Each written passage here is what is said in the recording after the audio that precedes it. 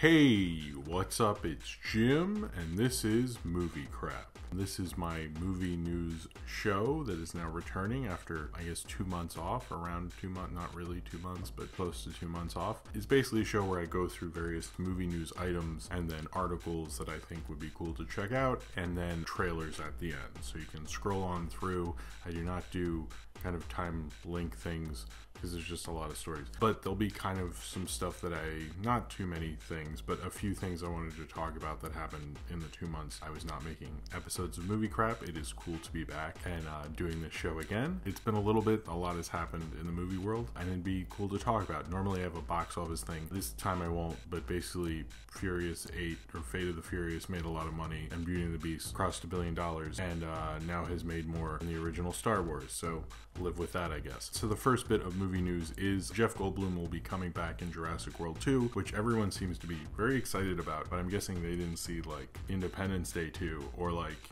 Jurassic Park 2. The Lost World was like maybe the worst Jurassic Park movie, although he didn't write either of those. I think it's maybe a little too much overpraise for that. I think it's cool that he's coming back. I would also probably like to see Sam Neill or Laura Dern or any of the kids. Or it's kind of cool that Jeff Goldblum's coming back. Maybe it can be like an Avengers style thing with the people from the Jurassic Park series and the Jurassic World series team up or something. But apparently there's kind of a cool dinosaur submarine chase thing in this, which might be because of the success of Fate of the Furious. Jurassic World 2 sounds a little more interesting than it did before, but especially because it's by the guy who did Monster Calls, I believe still, which is a really great movie that like nobody saw or even remembers at this point. Apparently Guardians of the Galaxy 3, according to James Gunn, will plant seeds for the next decade of Marvel movies, and apparently will have Adam Warlock. I might have missed that. That seems to be like kind of in the byline of a lot of stories. So I guess he's not in 2, spoilers, or he shows up in one of the many supposed end sequences. I haven't seen Guardians 2, so I don't know if I'm spoiling anything or not. I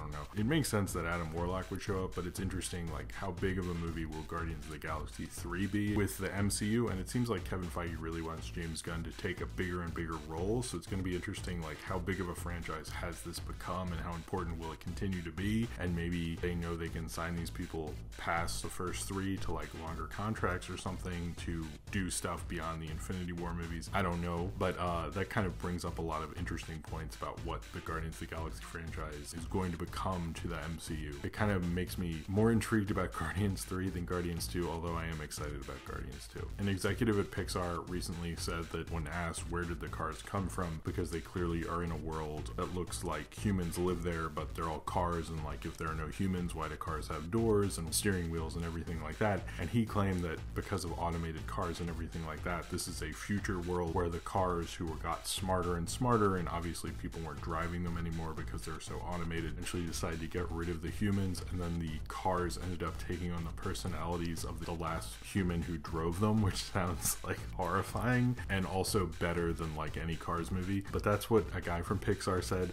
It seems like maybe that wasn't an official Disney thing, but I think it's at least a funny enough theory. I guess it's not a fan theory. I guess it's like a real theory because he like works for him and stuff, but it's not a real theory. I'm not sure what that means. George Miller commented on Mad Max The Wasteland, which is supposed to be the follow-up Mad Max film to Fury Road, or be the 5th Mad Max film, and apparently he says they've written 2 scripts for 2 different Mad Max movies, and he'd like to do both, which I hope he gets to do both. He keeps saying he's going to work on a smaller scale film before he goes back to Mad Max. We don't actually know what that smaller scale film is. I think we actually know more about Mad Max The Wasteland, but I'm glad that he's already like prepping and coming up with ideas for Mad Max films, because one of the things that made Fury Road in particular out of all the Mad Max films so great is all the pre-production, all the storyboards, all the work they did on it beforehand. It's not just that it was an awesome, amazing movie, it was that you can tell it was really labored over before they started shooting it. I don't want them to rush to make a Mad Max movie. I'd be happy if they never made another one. I kind of am fine with what we have right now, but if they're going to make another Mad Max movie, it sounds like they're doing it in the right way, but I'm also curious, like, what is this smaller George Miller movie and what is exactly going on with it? It just seems like we just hear about this conceptually small movie, but we don't know what it is, and knowing George Miller, I'm sure none of us could actually guess what it actually will be. Oh, and also the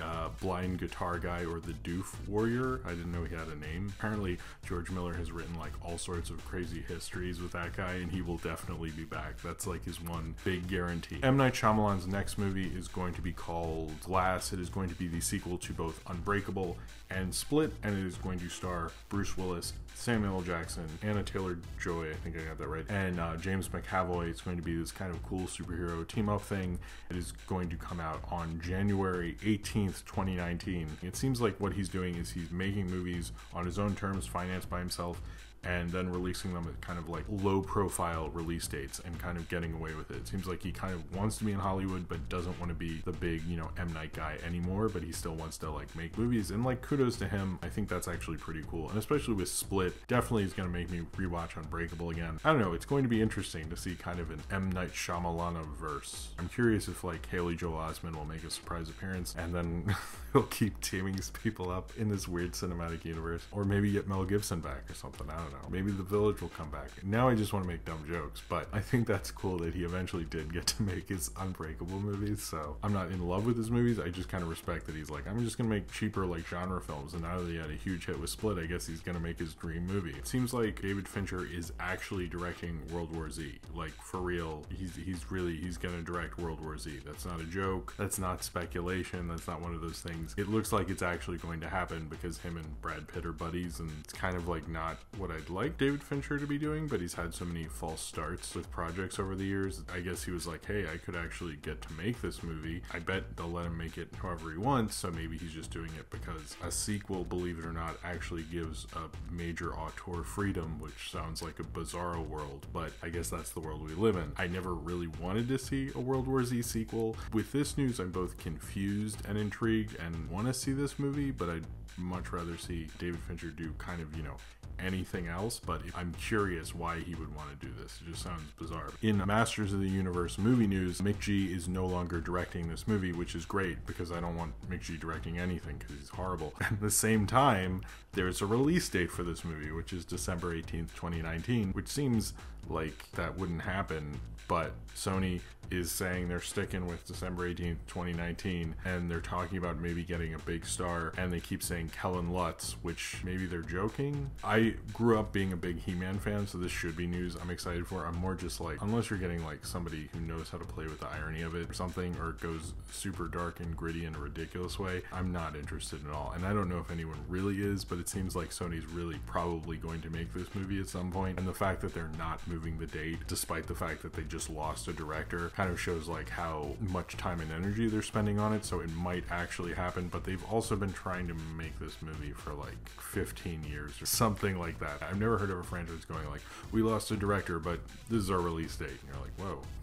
Okay, I guess you really think this will happen despite that news. One of the bigger stories, and I think one of the major stories in terms of movie news, was the new Academy rule changes, and it says a lot about how the Oscars view movies right now and how movies are distributed and animated films, and it really mucks up a lot of things, or potentially it does for documentary definitely, and it looks like it will for animation. I'll just start with the animation one. Basically with Best Animated Feature, before people in the animation branch would nominate the Best Animated Feature nominees, and then after the nominations came out, everyone voted on them. Now they've changed it because, and it seems like they keep pointing out, or at least the press keeps pointing out, specifically because of Lego Movie, and because they feel that the animated feature branch has kind of a prejudice or favors 2D animation, which I don't actually think is true, but it seems like the Lego Movie snub really spurred this on, supposedly, and that's why they're actually going to make it so everyone who is an Academy member can vote on the nominees for Best Animated Feature. Now, this is going to be a huge deal in terms of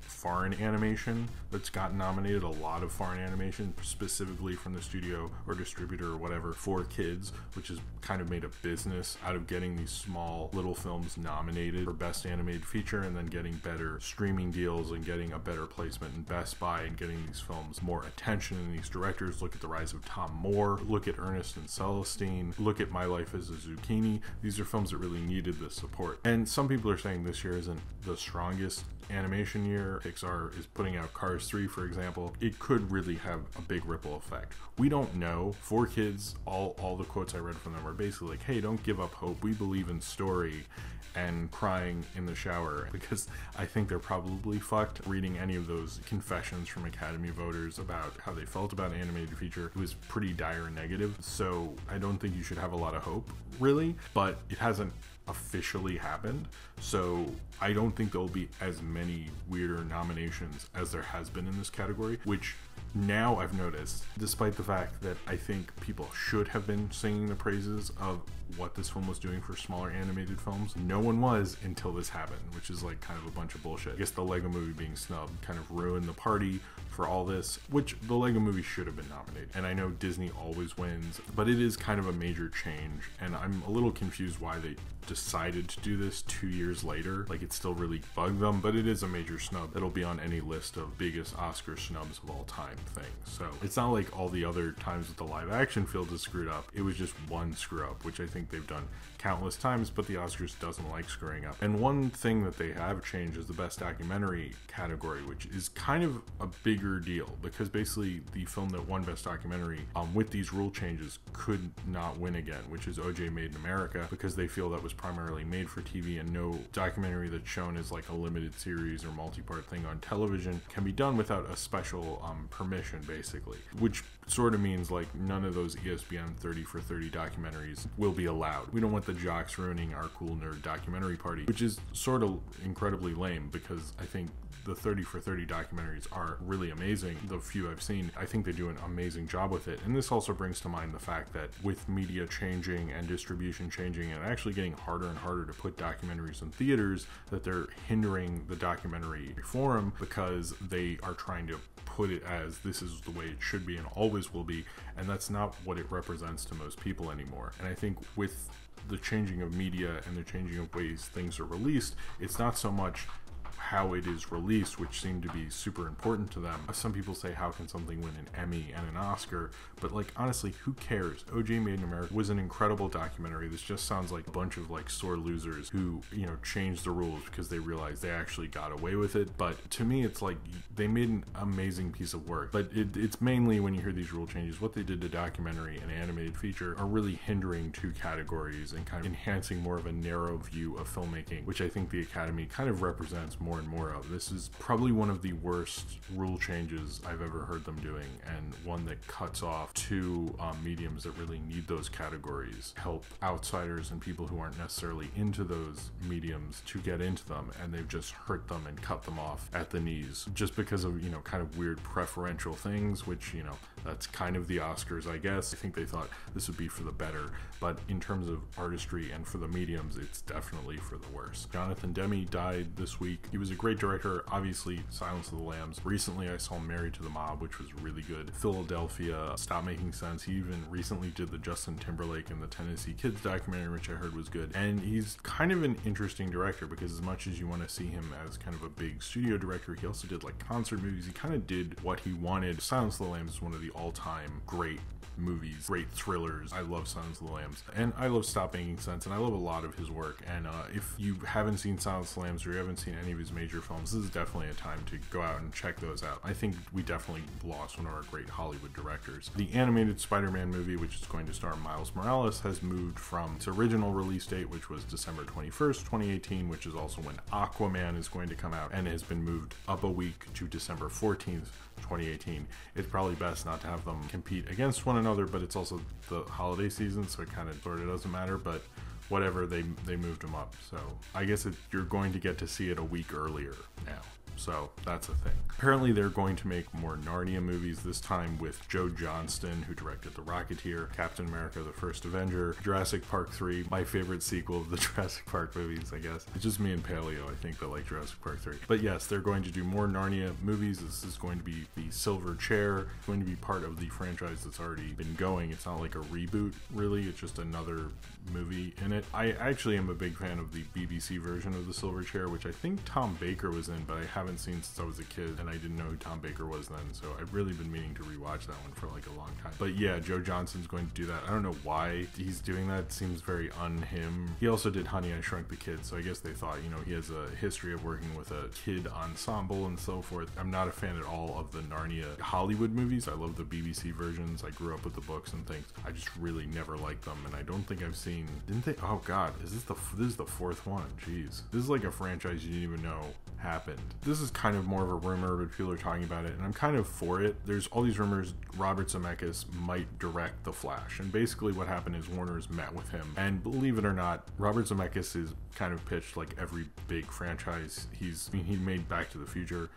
He's made a lot of big special effects things, even in movies like The Walk and Flight, which I don't think are anybody's favorites. The sequences with the special effects in them are just absolutely amazing. With Flight, with the plane and everything, and in The Walk with the Two Towers walk, especially in IMAX, like holy shit, those are just awe-inspiring sequences, and any studio would be lucky to have him do a big blockbuster film. He really hasn't lost it in terms of live action filmmaking, especially in terms of doing set pieces, and him doing a Flash movie sounds amazing, but it sounds so unconfirmable and so not going to happen. Why would he do this? He has Oscars, he's done so much with his filmography, but to be honest, I would much rather see a Flash Robert Zemeckis movie than I would like an original Robert Zemeckis movie. Although I would see either, because I usually see his movies. Just don't go back to mocap.